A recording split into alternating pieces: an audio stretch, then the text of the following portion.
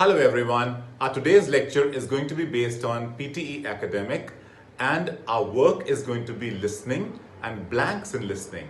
Remember, this is extremely scoring. The skills that are checked in listening, blanks are listening and writing. That means the score is added in two places. One is in listening and second is in writing. How are you marked? Each correct word that is spelled correctly, you get a 1 and the minimum score is 0. In case you don't get anything right, that is 0. But in case you get more corrections, that you get 1 word, 1 answer for correct. Now the do's and don'ts. The first do, you will get 7 seconds before the microphone opens. Use this time to take a look at all the blanks and their position in the recording, which is very important because generally we get mistaken. Number 2, when the audio starts playing, listen carefully for the words that come before the blanks. So, you should always mark those words in your mind that this is the word that I'm going to listen to and immediately fill the next word. Keep your mouse cursor positioned in the first blank. Remember that. In the first blank, keep it ready to type. Tip number 4, as soon as you hear the word preceding the blank, note down the short form of the word in the erasable booklet. That's another option to do it. If you can't type fast, you've got a pen and you've got that erasable pen, okay, a marker and a plastic kind of a sheet. So you can immediately write it down that this is the word that I heard in the short form. Now you can simply eliminate some vowels. For example, the table can be written as TBL, U can be written simply as U. This is the way to do it. But if you are fast in typing, you can simply type it there in the blanks. You can type the short form in the blanks also. But for that, you need a lot of practice. Make it sure that you keep on practicing this. This is highly scoring. Now do's continued. 5th, after you have filled up the first blank, immediately move your cursor to the second blank. But keep your eyes on the transcript. If you do not keep your eyes on the transcript, you are going to miss it out. That is for sure. Next, you will not be awarded any marks if your answer is right, but has been spelled incorrectly. So for example, if you write right, R-I-G-H-T, and the right answer was W-R-I-T-E, answer is definitely wrong. You're not going to be marked because the answer is wrong. So make it sure that the spelling and the word are correct.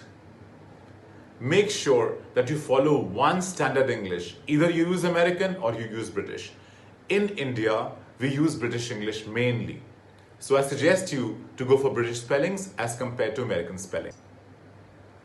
Don'ts. What are the don'ts now? Do not leave any blanks unanswered.